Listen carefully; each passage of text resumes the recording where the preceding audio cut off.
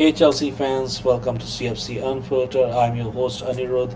CFC Unfiltered is a channel for Chelsea fans by a Chelsea fan, and here in this channel, I will give you my reactions, my thoughts, and analysis about what's going on with the club we all love, Chelsea Football Club.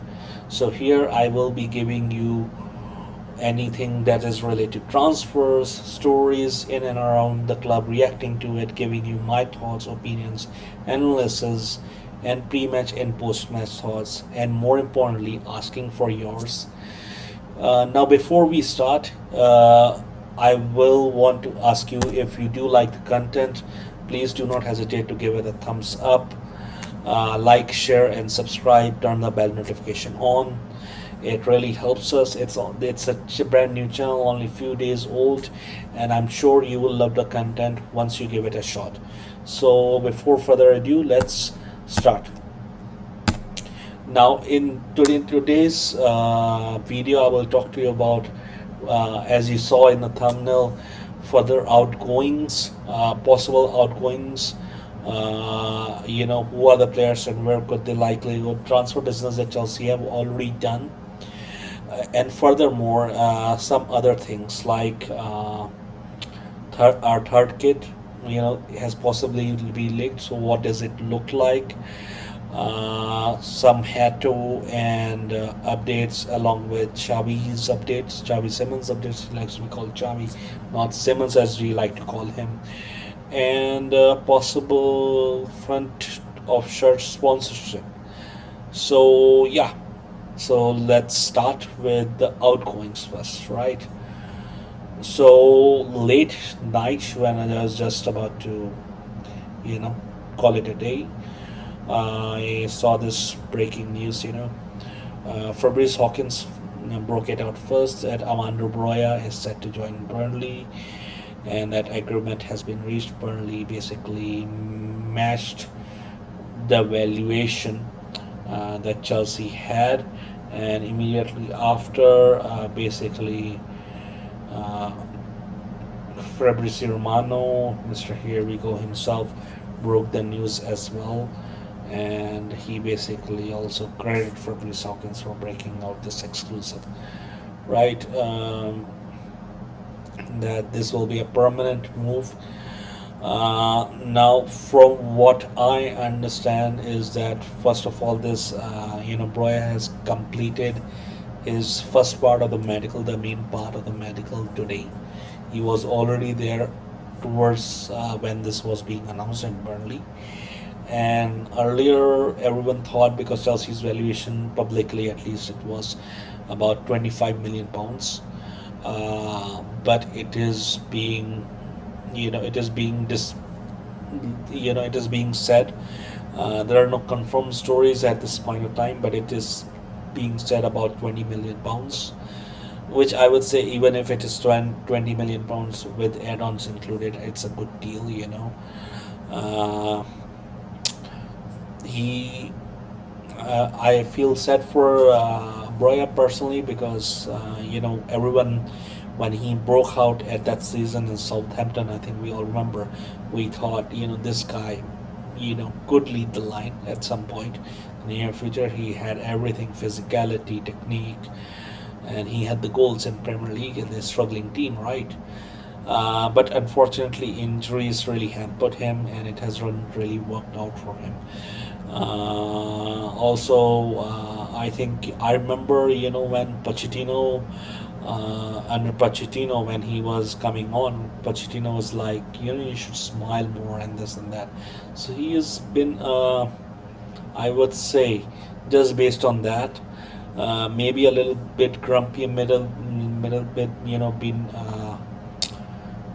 with, I wouldn't say poor attitude, but I would say someone who has not had that positive attitude, most likely because he had so many injuries and this and that. But I hope it works out for him as in Burnley.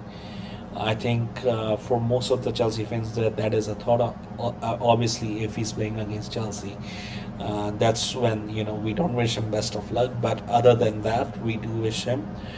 I hope he can recoup some sort of form, and hopefully in Burnley, where the pressure is a different pressure. There's always going to be pressure at Premier League level, but it's a far different pressure than what is expected of him if he was part of a Chelsea setup.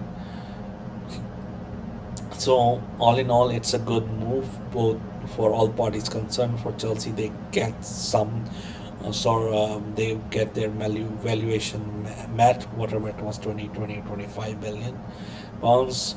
Broja gets this move, a fresh start is what he needs, and a different club in a different place, in a different environment, with certainly less pressure. And Burnley get a striker which does have a good scoring record despite some of the seasons where he struggled. He does have a good scoring record, and he does have good talent in him. So there is quite a bit of value both in terms of helping them stay, fighting relegation this season, which is surviving, and basically maybe selling him if he does well in few seasons for some profit.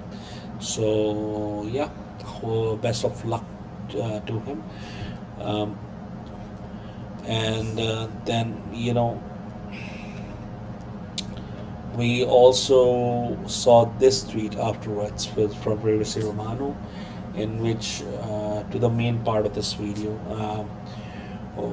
We saw, only I think a day ago or 2 days ago, we saw Mark Gu going to Sunderland. Told you in the last video itself with a here we go. We hope, because there have been cases in which these newly promoted sides have not given Chelsea players who they have asked for in loan opportunities to play after promising otherwise. So we hope that is not the case, and he does play. One reason I told you in the last video why I think he might play is already he has been playing at a high level in top clubs like Chelsea and Barcelona. He did tremendously well in last season in the chances we gave him, especially in Conference League.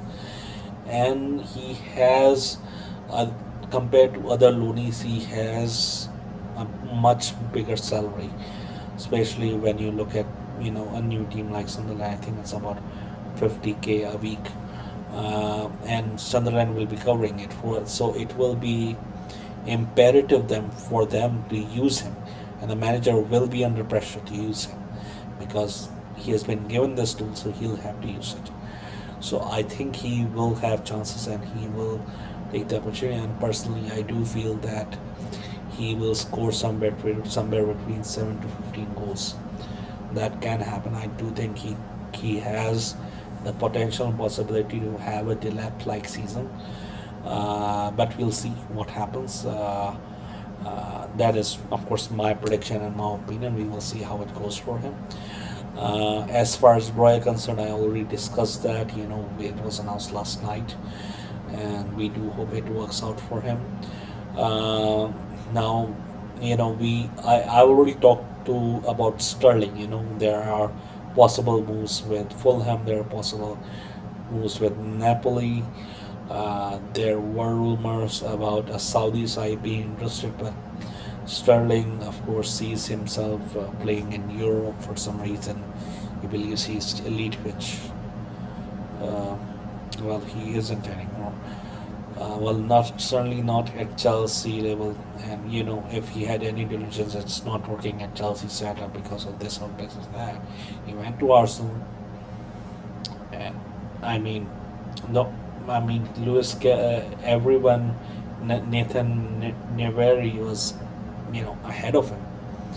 He was even given a look at, and Arteta would rather not use a sub than use Sterling. That was, damning verdict for him. That if he thought he is, at that level, Sterling's entire argument was not that. And of course, Sterling, there has been rumors about that when during his time in the Arsenal, there were a lot of players who were bothered and they were not playing. Sterling was not one of them. So there are questions about his professionalism, uh, but I hope he understands. But he clearly knows if there was a shock to him last season, it should not be a shock anymore that he's not in Chelsea plans. I There are some Matlock confirmed with that there are discussions with Fulham, possibly, and Napoli are also looking at him as a possible option. I told you they were going for Nodoy. That's not happening anymore. So Sterling becomes a concrete possibility, and there's also this domino effect because what's the problem with? I think it's the same with Nkunku actually. So players like Nkunku, Sterling, and some others, they're on multiple lists, but they're like second, third, or fourth, right? So there have to be a lot of dominoes before a club goes looks at them as an option. So they will go to the first option, then if it doesn't work out, they will try going to the first, then maybe they'll go to the second, and then maybe they'll go to the third, and that is where I believe Christopher Nkunku and Sterling are. With concerns to Nkunku, we know of the buying interest, that has been since the January transfer window. Bayern did ask for him. There was some sort of inquiry in the summer as well, which was reported, but nothing has happened since. Uh, and now, of course, some clubs, English Premier League clubs, have also asked. I think Newcastle have asked about him. Nottingham Forest, when they thought they might be losing Morgan Gibbs White, thought of that possibility. Of course, now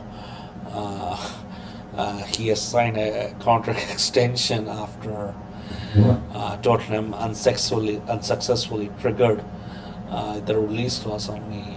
They can do that and be unsuccessful at it, but it's a Chelsea focused video, so we'll discuss all things Chelsea, not some other club, especially not checking on the football.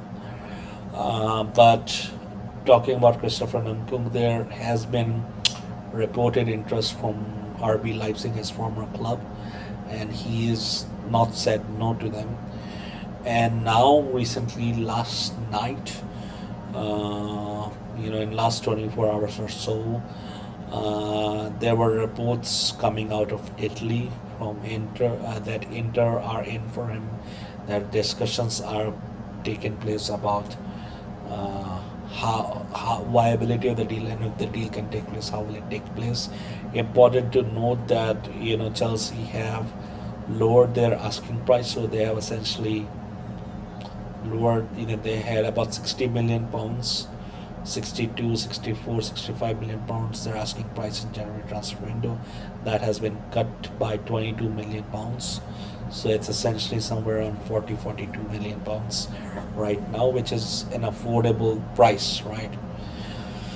So there will be clubs for him. Inter maybe a possible outlet. Inter are looking for maybe a number 10 kind of player, which Nkunku is. He plays behind the striker, right? So in Chelsea, and to what Chelsea and Maresca are doing that. They are trying, unlike Man United, who we know about the situation of these players. So you're not going to. The problem with their strategy is that they're not going to, have their match valuations met, because everyone else knows that these players that they have problems with are already out of their project, right? So it doesn't matter what they do. But in terms of Christopher Nkunku, Chelsea are keeping that door open in case he stays, that he can be a part of the project, that we have played in the Club World Cup and Maresca has operated with it, so that his valuation can be met and then we can get a good outcome from it. He's still expected to leave, and I think that Chelsea are working and trying to get those ducks in the row. So that is being done. Now you have to understand Chelsea are doing, not in just some incomings, but they're really doing really good business in terms of outgoings. Uh, there has been basically about 20 players or so which we could have outgoings, maybe 2022, something like that, and we already have had about 10 outgoings so far, right? So it's Magyu on one. Now I might miss a few because I'm just doing it on the fly, but let's just do it together, right? So much fun. Magyu has been gone to Sunderland. Um, Broja looks to go to Burnley. That's two, right? Then we have Felix, who has gone to Al Nassr.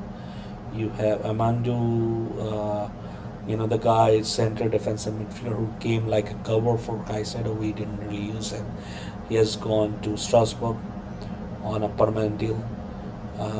Sar has gone on loan to Strasbourg. Um, Ishi Smith has gone on a permanent deal, right?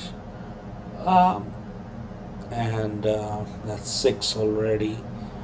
Um, who else? Mike Penders has gone to loan to Strasbourg. Kendry Pius has gone to loan to Strasbourg. Um, Petrovic has been sold to Bournemouth. Right, that's nine. Um, who else are we missing? So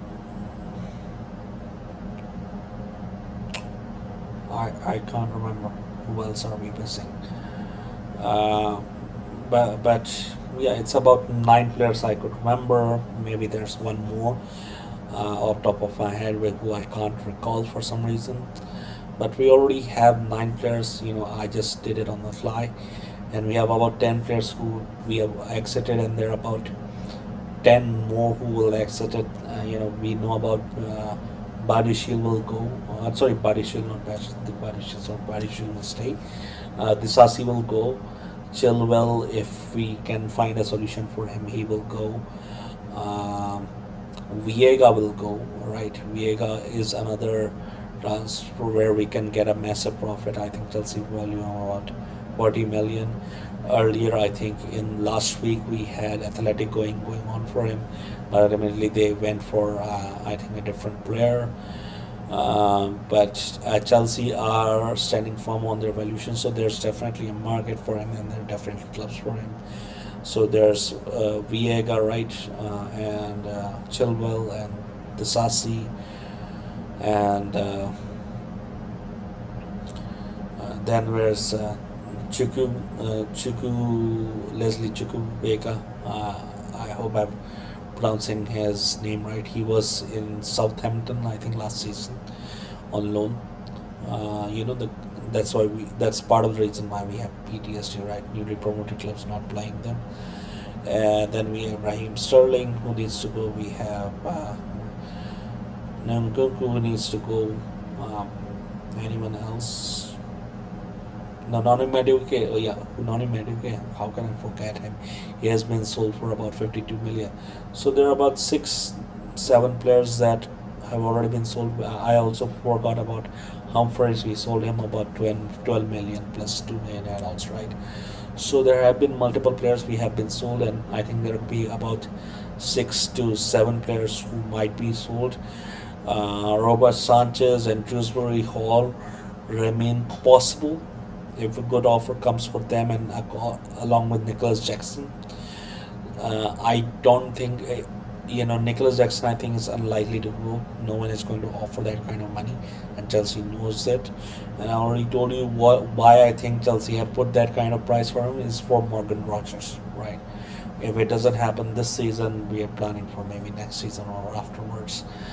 And I think Dewsbury Hall does have a market. There is definitely Fulham. There are mid-table teams which can go for him. He is definitely a first-team starter for them. But Dewsbury Hall has been, as I said, underrated signing. He's a good professional. He's antithesis of Danny Drinkwater. and he has been a good closer for us in the last stretch of the season. So I think he's not going to push to leave. Chelsea are not going to be forcing him to leave. Where they're going to be like, if you offer us something like 35, 40 million pounds, then we will consider it as a permanent sale. But anything other than that, I don't think Chelsea will consider. So we'll wait and watch what happens with those exits. Now moving on to some other updates, let's let's get to them. So first of all, the third kit has been apparently leaked. Right, this is what it looks like. This looks a very clean kit.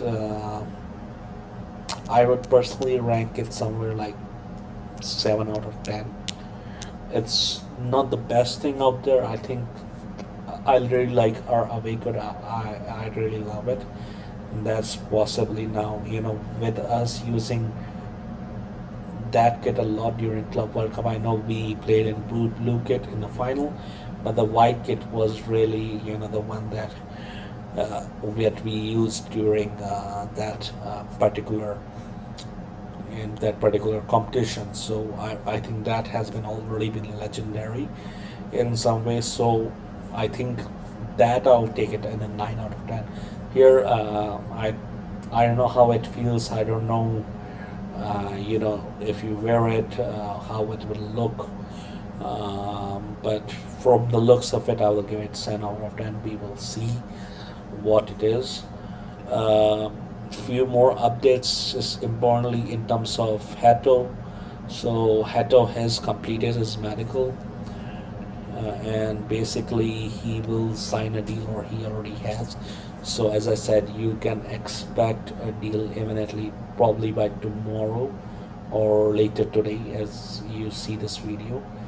So something like that, and I actually expect him to be training with his new teammates at Chelsea in the upcoming week, right? And I expect same for Xavi. Let me just check.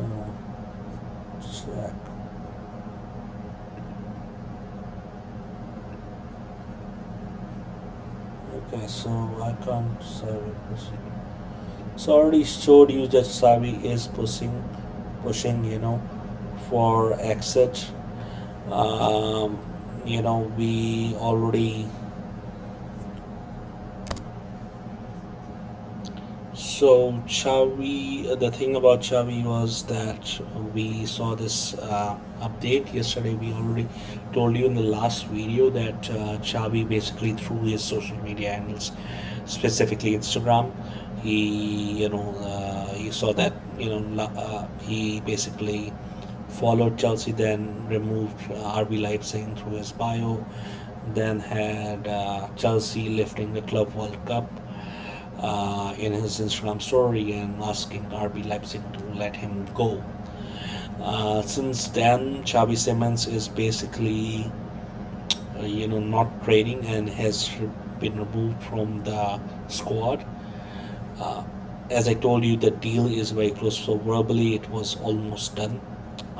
This is the same guy that was reporting it for in Plattenberg, and it's the same thing. I think it's almost close to being done. Um, uh, Romano basically confirmed the same thing. It's just basically to push the move and get this deal done.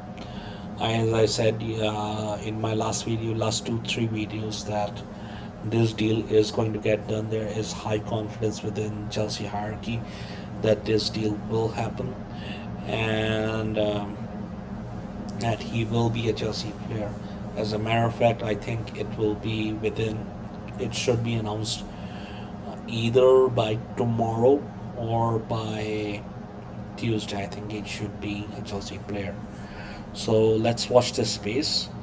Uh, we might here we go, as this video goes out, or as I'm recording this video, as a matter of fact.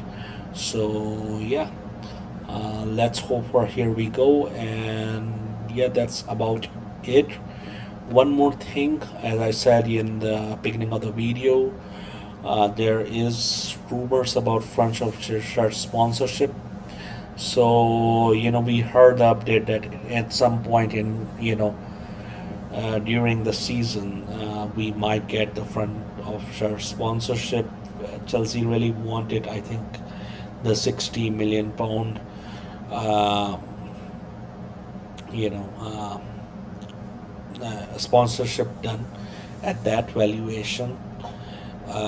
From the looks of it, it will be either a Saudi